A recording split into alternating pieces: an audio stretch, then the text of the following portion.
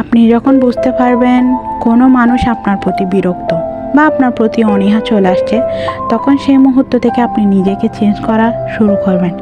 কেননা সেই মানুষটা হয়তো ভুলে গেছে আপনাকে কিভাবে সে রাজি করাইছে, কিন্তু আপনি তো বলেন নাই।